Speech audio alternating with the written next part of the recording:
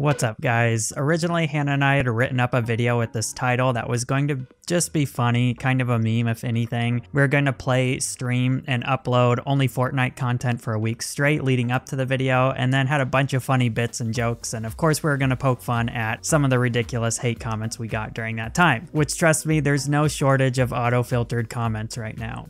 But anyway, that didn't mean it was going to be like a limited time thing. We only do Fortnite for that week and then stop. We just wanted to have some fun with it at the start. But we scratched that video a while ago, and instead now I'm wanting to upload one with a more serious tone. I mean, I don't want to do it. I know 99% of people don't care about channel update videos, and I get it. That's totally fine. But I feel like I owe this to at least some people. Also, I am personally subscribed to a handful of big gaming channels whose game of choice we don't have in common, but I subscribe simply because they posted an off-topic video like this that caught my eye, and after watching it I gained a lot of respect for them. I don't know, I find this behind the scenes stuff really interesting, and maybe that's just me. Now, where do I even begin? I feel like I'm walking on eggshells, but the biggest takeaway is that I don't want any of our current followers to feel bad about not following us anymore or not caring about our content given we've switched games. We totally get it. And I don't mean that in a we want to get rid of you sort of way. I super wish we could just hang out with everyone and make everybody happy.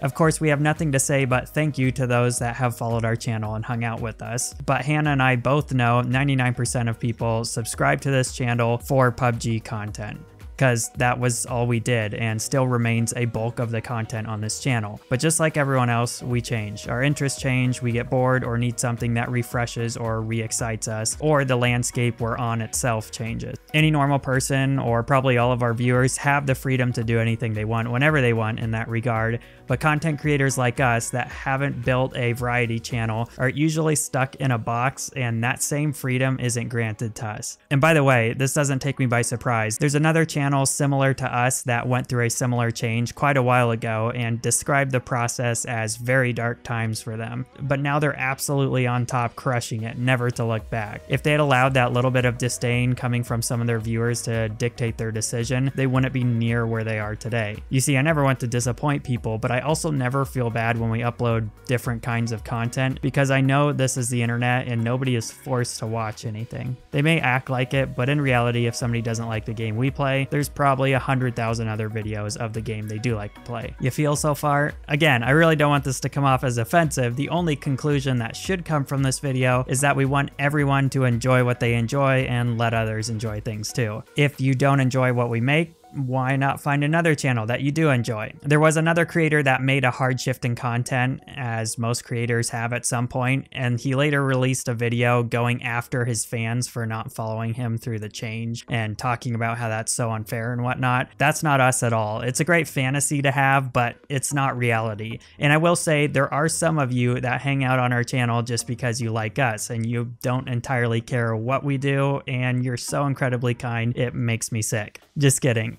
Seriously, we appreciate you guys. You probably know who you are. But we don't expect that from everyone. We were fully prepared to lose 20,000 subscribers switching to Fortnite and having to start building back up from square one, and we were totally fine with it. We'd rather that than never change at all. In fact, we're still kind of counting on losing 20,000 subscribers, but YouTube is broken, so the bleed out is a lot slower than anticipated. Okay, again, our shtick is just about everyone having fun with whatever they have fun doing. Even when we only played PUBG, we never hated on Fortnite or Fortnite players, except for the occasional meme, because as I've said before, it's an extremely memeable game and everyone knows it. And now vice versa, now that we play primarily Fortnite, we're not hating on people that still enjoy PUBG. I could care less what you play if you're enjoying it, and based on a lot of the blocked comments we have, the feeling isn't always mutual towards us. In fact, a long time back when we were playing PUBG, we almost made a video titled "Who the Real Immature Gamers Are," but then we decided we didn't want to get caught up in the mindless arguing. And it was just going to be a video calling out the people that hate on Fortnite just because it's big or a trend or because it has kids playing it. That hate bandwagon was infinitely more immature and cringy than Fortnite itself. Even two of the biggest names in YouTube gaming, Fitz and Swagger Souls, were saying in a podcast that they regret calling it a baby game for so long because they actually really enjoyed the game and they wish they didn't box themselves out of it. It's especially weird for me because I've progressed through every stage of Fortnite feelings. Like, I can sympathize with people that are saying building is such a stupid mechanic, or this is totally not my game, or why would you play a game that doesn't reward aim, or whatever, because I've thought all of those same things at one point. And now that I'm having more fun than I've ever had in a game, especially playing with Hannah, it's like I feel bad when people say that because I understand that feeling, but I also know they are just shy of understanding the game or don't have the right people to play with. Oh, and I should clarify, even when I had those negative impressions of Fortnite, I still wasn't hating on the game as if everyone should think what I think. Which, by the way, I would never force anyone to play Fortnite. And I understand there's a portion of people that genuinely don't like it, just like every other thing. But even though Battle Royale is my favorite game mode out there, I almost wish Fortnite didn't exist in that space so that people wouldn't go into it expecting any similarity to other games they've played. Anyway, I'm kind of wondering here. Let's get analytical now, because that's where I live, in the numbers. I spend my time on S.K.W.A.D, Google Analytics, Google Trending, YouTube Analytics, Steam Charts, anywhere where there's numbers. Which, imagine if Ninja or Tfue or any other creator on top of the industry right now listened to the little pipsqueaks when they change games. Because almost every big Fortnite player right now was first a PUBG player. Seriously. But this isn't about me thinking I can replicate their exact success or anything. There's two factors that led us to this change in content, and the first I've made abundantly clear, and that is we both really enjoy this game. I do not play games simply because they're a trend. I never once played Minecraft, I never played GTA, and insert any other game that built YouTube empires because it was a trend. No, I actually have to enjoy the game too. And as it turns out, there's a reason this game is so big. It's actually super fun. But the second factor for the content change is the numbers. It would be a total lie to pretend otherwise. That's not the only thing that matters, but YouTubers are lying when they say they don't care about the numbers because making videos is their passion or whatever. I mean, it can be your passion too, but why upload it then? You could still make videos without uploading them to get views, impressions, likes, reactions, feedback, etc. You know? This is just me trying to be down to earth about it all. So right now, we need a growing game because we've effectively killed our channel, and I'll get more into that in a bit. But PUBG ceased being a growing game a long time ago. And look, there's always room for a community with every game out there, so there will always be one-off cases. But in large, PUBG is not a good game for us to pick back up growing our channel, our community, being able to do more on this platform. It's lost over 70% of its player base since the release of 1.0, and of its current player base, only 7.4% are NA, which equates to 63,000 concurrent players out of the daily CCU. That is an 83% drop in NA player base since a year ago, with the current majority of the base, of course, being in Asia, followed by Europe.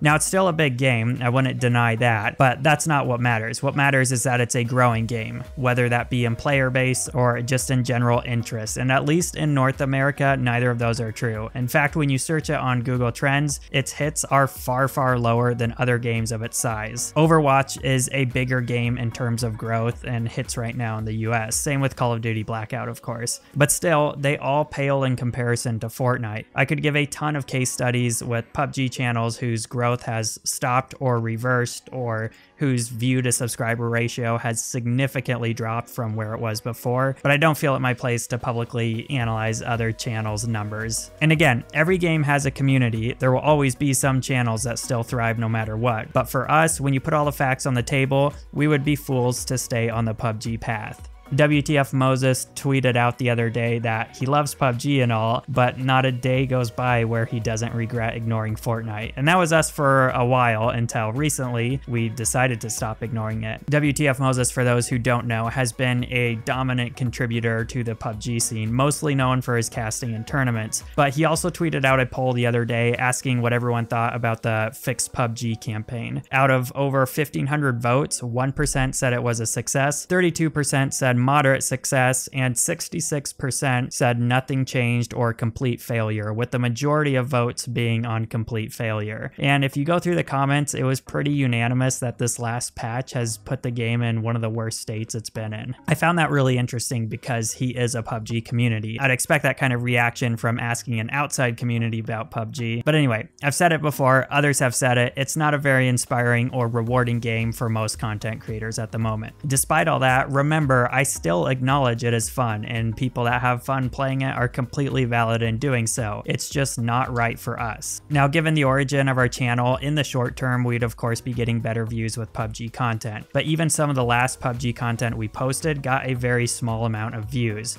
for us being a PUBG channel and all. There's just a lot of things on the back end that signal we should not be staying with PUBG. On the other hand, Fortnite is still setting records. I had a long list of things Fortnite has done to move the gaming needle forward, but for the sake of time, I'm gonna skip that and we can always talk about that in another video. I get comments all the time saying that Fortnite is dying just because that's how they feel. When in reality, I could slap those people so hard across the face with facts that they'd be back to playing Pac-Man and Pong. Seriously, all I care about are facts. Not what people feel like is happening, what is actually happening in the metrics. Okay, sorry, I got carried away for a second. The last thing I want to talk about is the numbers behind our channel, because it certainly doesn't appear like Fortnite does well. But of course, that's to be expected up front. Now, our channel has had the perfect storm of us killing it. Yes, we killed it. I could blame YouTube's dreadfully broken state right now, but I take full responsibility for this sort of thing. Just like we killed it, we can also build it back up from the ground. But the second we start making excuses like YouTube is broken, which it is, we lose that control. Just because YouTube is in a bad state doesn't mean there isn't still ample opportunity for those willing to go for it.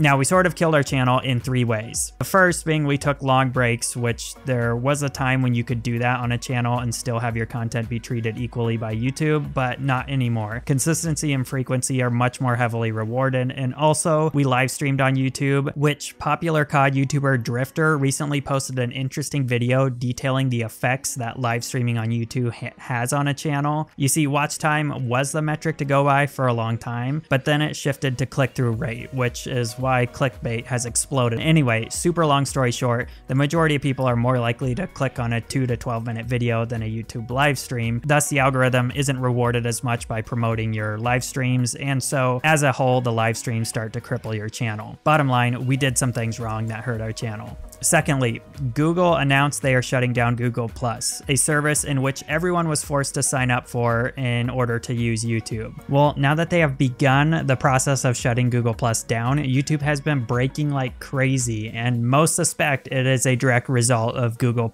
being dissolved. A ton of very big, well-established YouTubers are seeing a universal 40% to 70% decrease in views. And I mean, it's not just the big channels. There's been a low view count across the board, and there's tons of evidence to back that up. I could give some more bizarre examples of how YouTube is broken, but the point is that also attributes to the growth of small channels like us. So we have all of that compounded on the final thing we killed our channel with, which was of course switching to the game much of our fan base is basically at war with.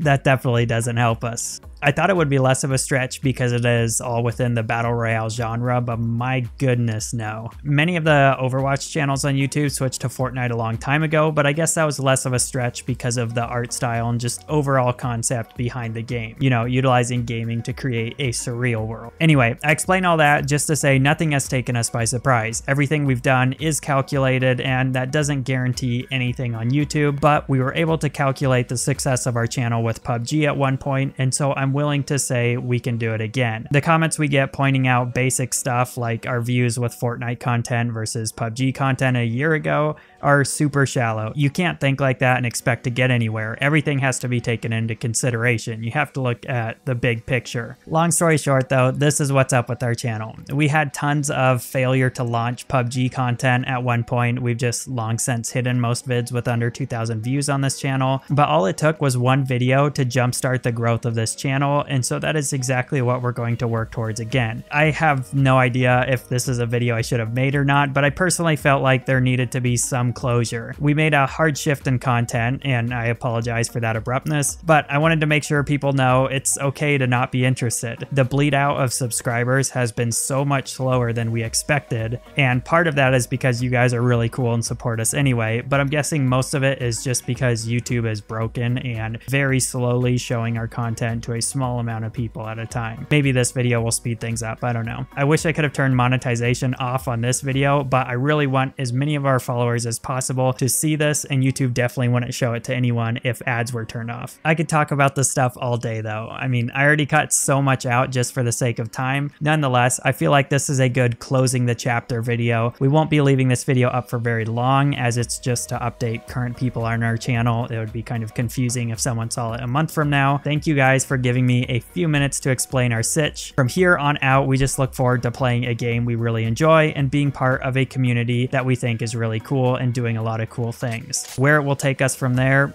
I guess we'll just have to wait and find out.